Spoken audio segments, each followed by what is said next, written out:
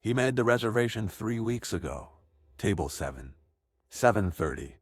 Ardent Restaurant, Memphis, Tennessee. The kind of place where the menus do not have prices on them, because the people who eat there have decided that asking about price is a form of social confession they would prefer not to make. He had chosen it specifically because Nadia had mentioned it once, 8 months ago, in the way people mention things they do not expect to receive. A passing comment about a review she had read. A restaurant she would probably never go to on a teacher's salary. He had written it down that same evening on a notepad he kept beside his desk and had not forgotten it once in the months between then and now. Tonight was for her. She had been accepted into the doctoral program at Vanderbilt University. Full scholarship. For years of work compressed into a single envelope that arrived on a Tuesday afternoon and changed the direction of everything she had been building toward. She deserved a dinner that matched the size of what she had accomplished. He had made the reservation the same day she called him with the news. Darius O'Keefer arrived at 7:21, 12 minutes before Nadia was due. He was wearing a black polo shirt, khaki trousers, and a pair of clean leather shoes that had no particular story attached to them. No jacket, no tie. A Timex watch with a rubber strap on his left wrist that he had owned for 11 years and had never once considered replacing because it told time accurately, and that was the only thing he had ever asked it to do.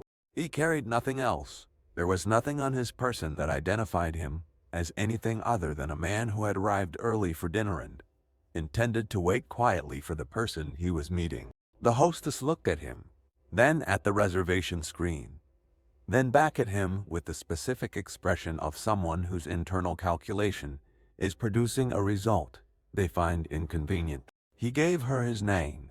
She found it. Table 7 was ready. He followed her through the dining room. 30 for people eating dinner in the warm amber light of a Friday evening. Soft jazz from speaker's position to be felt rather than heard. The smell of good food and expensive wine and the particular kind of quiet that money purchases in rooms like this one. He sat down, placed his napkin across his knee, and opened the menu. He was not thinking about the room. He was thinking about what Nadia had said on the phone when she called him.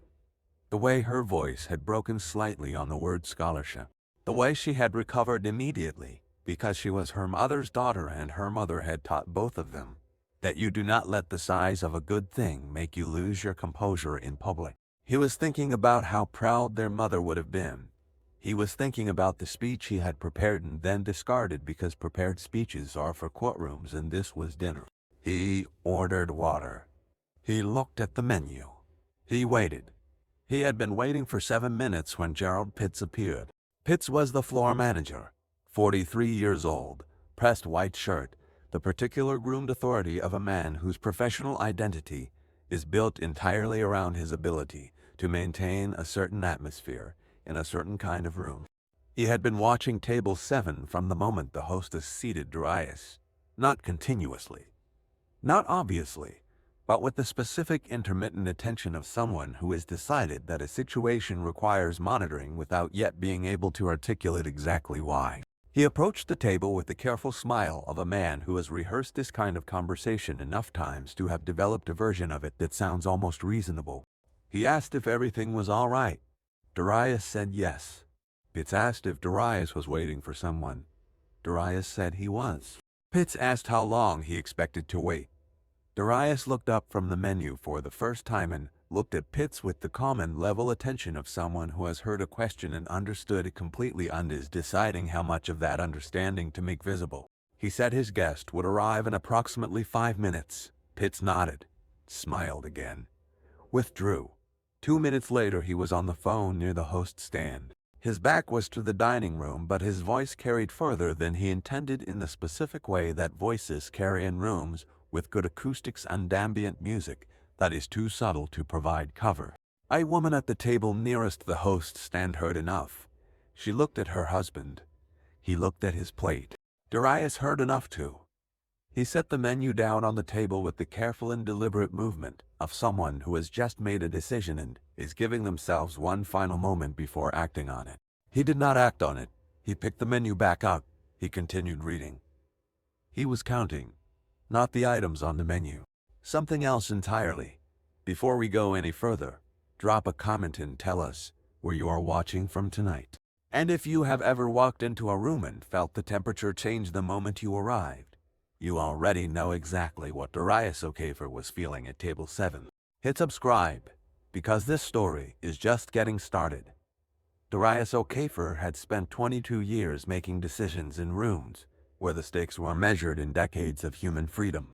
He had been appointed to the federal bench at 38 years old, the youngest appointee to the Western District of Tennessee in 41 years. Before that, he had spent 9 years as a federal prosecutor and 4 years before that as a Marine Corps judge advocate. Deployed twice, commended once, and writing by a commanding general whose name appeared in history books that Darius had never read because he did not particularly enjoy reading about himself in any format. He did not think about any of that at table 7. He thought about the menu. He thought about Nadia. He thought about the specific and precise language of the 4 violations he had identified in the last 9 minutes and what each of them would look like written in a formal complaint filed with the Tennessee Human Rights Commission. He was on violation number 4 when the door opened. 2 officers. The first one through the door was Sergeant Troy Beaumont, 49 years old, 22 years on the Memphis Police Department. The particular physical confidence of a man who has spent 2 decades in a uniform and has come to believe that the uniform and the man inside it are the same thing. He had 19 formal complaints filed against him over his career. Discourteous conduct, discriminatory language, excessive force on 2 separate occasions. Every single one of them had been reviewed internally and closed without action. He knew this. It was not a secret he kept. It was a fact he carried the way some men carry credentials. The second officer was younger, 26 years old, 8 months on the job. His name was Tremaine Booker, and he was still in the phase of his career where he was paying attention to everything because he had not yet learned which things he was supposed to stop paying attention to. He had attended a federal judicial education seminar 6 weeks ago, mandatory training for new officers on civil rights law and federal jurisdiction. The seminar had been led by a federal judge from the Western District. Booker had sat in the 3rd row. He had taken notes on a yellow legal pad that he still kept in his locker. He recognized Darius O'Kafer the moment he walked through the door of Ardent Restaurant. He did not say anything yet. He followed Beaumont through the dining room toward table 7, and he did not say anything because he was 8 months into a career and Beaumont was 22 years, and then the distance between those 2 numbers felt, in that moment, like a physical weight pressing down on every word he might have said. Beaumont reached the table. He stood beside it with the practiced ease of a man who has done this specific thing many times in many rooms and has never once found it particularly complicated. He asked Darius for identification. The dining room did not go quiet all at once. It went quiet the way rooms go quiet when something is happening that people recognize but cannot yet name. 1 table at a time, 1 conversation pausing and not resuming. The jazz continued. Nobody turned it off. It played over the silence the way music plays over things it cannot fix. Darius looked up at Beaumont.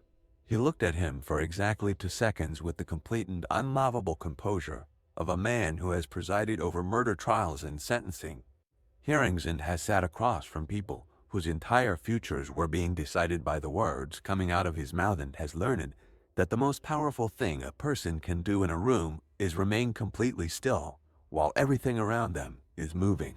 Then he reached into his pocket and produced his driver's license. Beaumont looked at it. He looked at the name. He looked at Darius. He handed it back. He asked what the purpose of the visit was. Darius said he was having dinner. Beaumont asked if he had a reservation. Darius said he did. Beaumont asked if he could verify that. The woman at the nearest table set her fork down. Not loudly. Just set it down and did not pick it back up. Darius said the reservation was under his name and that the hostess had confirmed it at 7:21 and that he was welcome to verify it with her directly. Beaumont looked around the table, at the single-place setting, the glass of water, the open menu. The man sitting alone in a restaurant where a table for 2 costs more than some people's weekly grocery budget. He looked at all of it with the evaluating gaze of someone whose conclusion had been formed before he walked through the door and who was now simply collecting evidence to support it. He said, loud enough that the 4 tables within range heard every word without straining, that they had received a report of a disturbance and that he was just doing his job. There it was. Violation number 5. Darius did not move. He did not raise his voice. He did not reach for his phone. He folded his hands on the table the way he folded his hands on the bench. When an attorney was making an argument, he found both incorrect and unimpressive. And he waited with the patient and absolute stillness of a man who has learned that the most expensive thing you can do in a moment like this is spend your composure. Booker was standing 2 steps behind Boma. His hands were at his sides. His jaw was tight.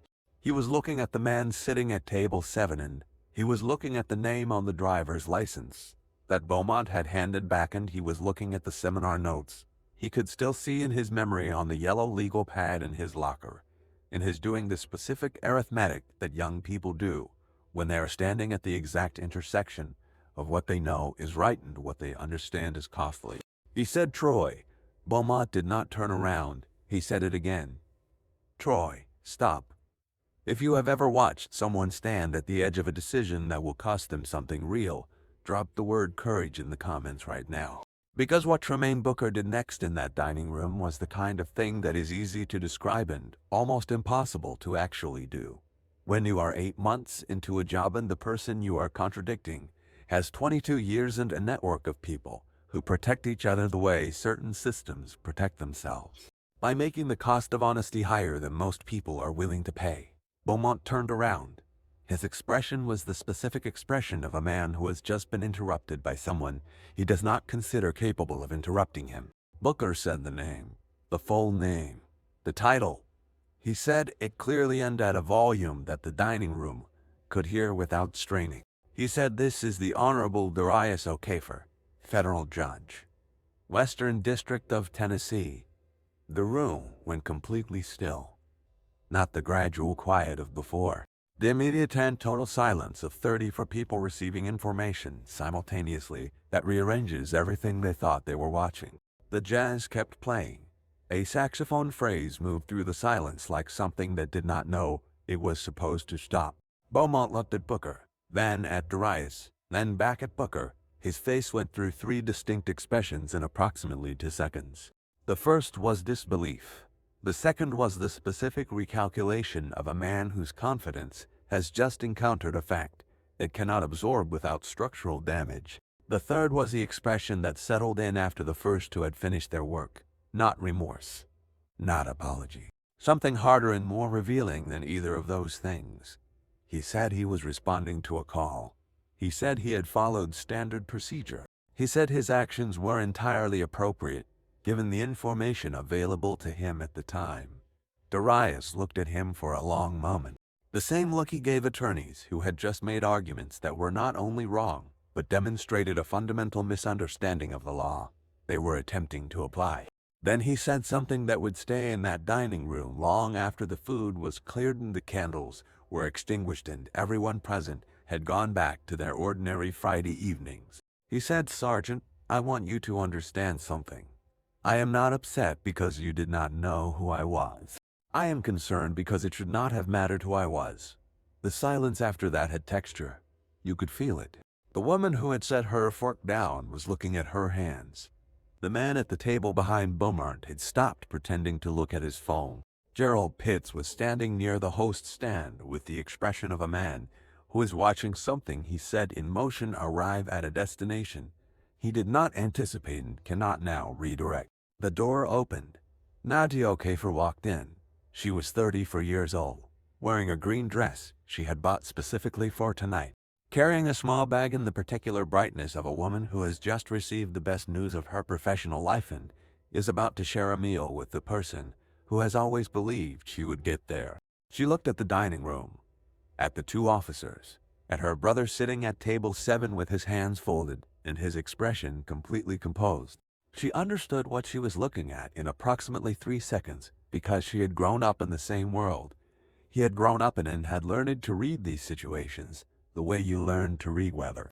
Not because you want to, because you need to. She walked to the table. She sat down across from her brother. She looked at him, And he looked at her, and something passed between them that did not require words and did not receive any. And Darius looked at Beaumont one final time and said, "We would like to have our dinner now." Beaumont left. Booker followed him. The dining room slowly, carefully, reassembled itself around what had just happened. Conversations resumed. Forks were picked back up. The jazz continued its work. But the reassembly was not complete, and everyone present knew it, because you cannot put a room entirely back together after something true has happened inside it. You can only arrange the pieces as close to their original positions as possible and acknowledge that the shape has changed. Pitts approached the table 7 minutes later. He was carrying 2 glasses of champagne that the restaurant had not been asked to provide. His face had the careful and constructed expression of a man who is attempting to convert a catastrophic professional error into a gesture of hospitality and is not entirely certain the conversion is going to hold. He said the glasses were complimentary. He said the restaurant hoped the evening had not been unduly disrupted. He said he personally wanted to ensure that the experience going forward reflected the standard Ardent was committed to providing. Darius looked at the glasses, then at Pitts. Then he said something that Pitts would think about for a long time afterward. He said, "Mr. Pitts, I appreciate the gesture, but I want you to think carefully about what happened here tonight. Not what you will say about it tomorrow. What actually happened. And then I want you to think about how many times it has happened in this room to people who were not federal judges. People who had no title that changed the temperature. People who simply came here to have a meal and were made to feel like a problem that needed to be solved." Pitt stood there with the 2 glasses of champagne and said nothing, because there was nothing available to him in that moment that was both honest and comfortable, and he was not yet ready to choose between them. Darius nodded once. Pitts withdrew. Nadja looked at her brother across the table. She said, "Are you all right?" He said he was. He said he had been counting and he had reached 6, and that 6 was a number he knew exactly what to do with. She asked if they should leave. He picked up the menu. He said they had made this reservation 3 weeks ago and the food was still warm, and she had just been accepted to Vanderbilt on a full scholarship and they were going to have dinner. She looked at him for a moment with the expression of a woman who has spent 34 years watching her brother absorb things that would have broken other people and convert them into something quiet and purposeful and permanent. Then she picked up her menu too. They ordered, they ate. They talked for 3 hours about the doctoral program and their mother and a memory from childhood involving a broken bicycle in a neighbor's garden that had not been funny at the time and had become funnier every year since. They talked about the things that matter when the things that are supposed to intimidate you have failed to do their job. The check arrived at 9:47. Darius paid it. He left a tip that was 30% because the server had done her job with complete professionalism throughout the entire evening, and that deserved to be acknowledged in the specific language that restaurants understand. He and Nadja walked out into the Memphis night. The air was warm and carried the particular smell of a southern city in late October. Cut grass and distant rain, and something underneath both of those things that is harder to name, but is always present in cities that have been carrying their history for a long time. Nadja took his arm as they walked to the car. She said, "You know this is not over." He said he knew. She said, "What are you going to do?" He said he was going to do what he always did. He was going to let the process work. He was going to file the documentation. He was going to make sure that the 19 complaints that had been buried in Beaumont's personnel file were no longer buried. He was going to make sure that the system that had protected Beaumont for 22 years understood that the protection had a cost and that the cost was now due. She said, and Pitts. He said Pitts had made a choice, and choices have consequences, and the consequences in this case would be determined by people and processes that were larger than either of them. She said, and the young officer, the one who spoke up.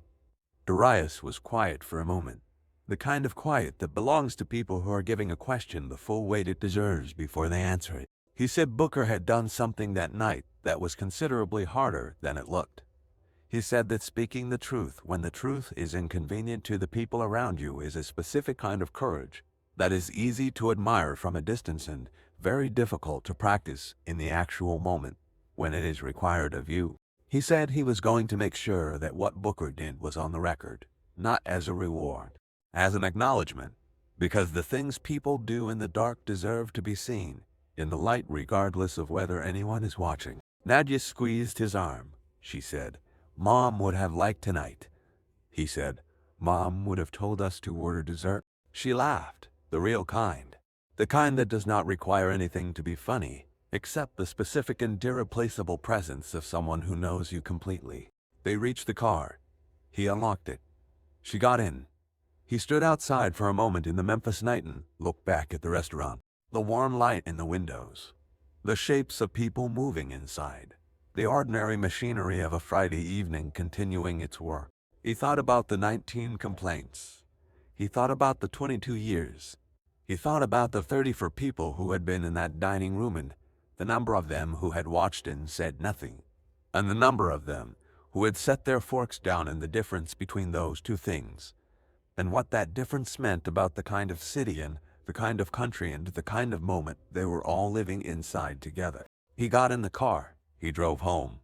The following Monday morning at 7:53, Darius O'Kafer filed a formal complaint with the Memphis Police Department, Internal Affairs Division, the Tennessee Human Rights Commission, and the United States Department of Justice Civil Rights Division. The complaint was 41 pages long. It contained a precise account of 6 specific violations, time-stamped and documented. It contained the names of 11 witnesses who had been present in the dining room and had agreed to provide statements.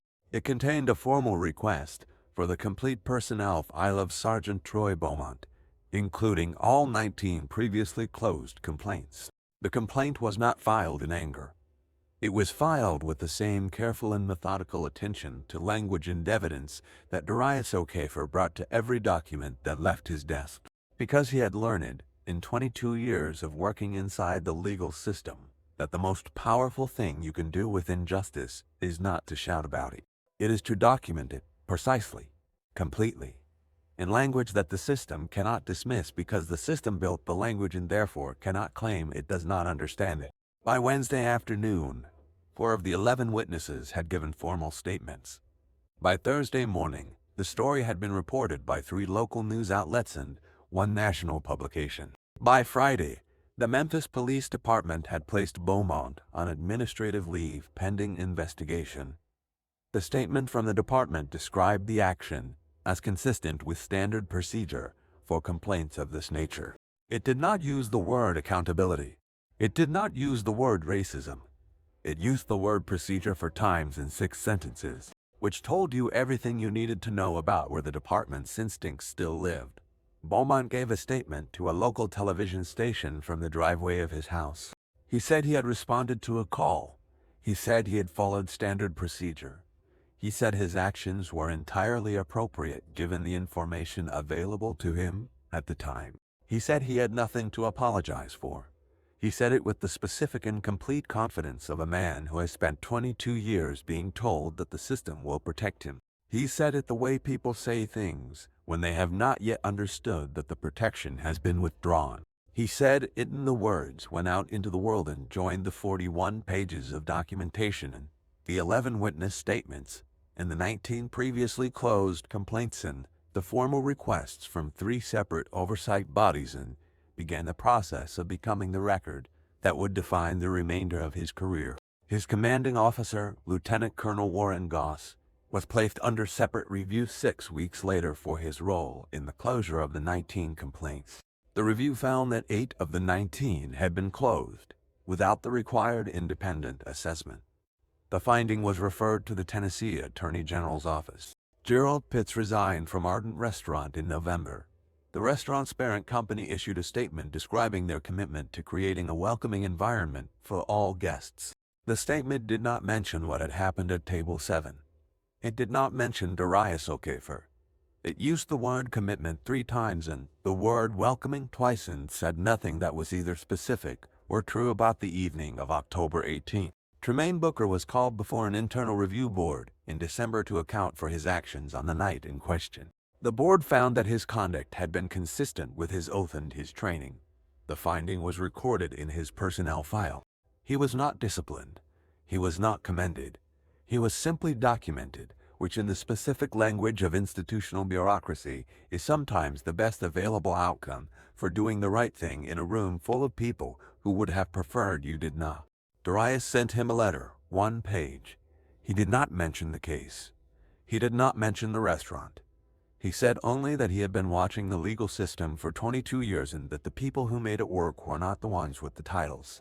They were the ones who told the truth when the truth was inconvenient and expensive and standing directly in front of them, asking to be spoken. Booker kept the letter in the same drawer as the yellow legal pad from the seminar. 8 months after the evening at Ardent Restaurant, the Memphis City Council passed Ordinance 2024-47. The ordinance required body cameras to be active for the full duration of any civilian interaction. It required an independent civilian review board to assess all formal complaints before closure. It required annual civil rights training developed in partnership with the federal judiciary. It passed by a vote of 9-4. The 4 dissenting votes issued a joint statement describing the ordinance as an overreach that would undermine officer discretion and departmental morale. Darius read the statement in his chambers on a Tuesday morning. He read it carefully. Then he set it down and picked up the brief he had been working on before it arrived and returned to the work. On the evening the ordinance passed, Nadia called him. She said she had seen the news. She said she was proud of him. He said he had not done anything except file a document, then let the process work. She said that was not nothing. He said no, it was not nothing.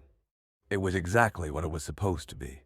It was the system functioning the way it was designed to function when the people inside it decide that functioning correctly is more important than functioning comfortably. She said, "Are you going to celebrate?" He said he had work to finish.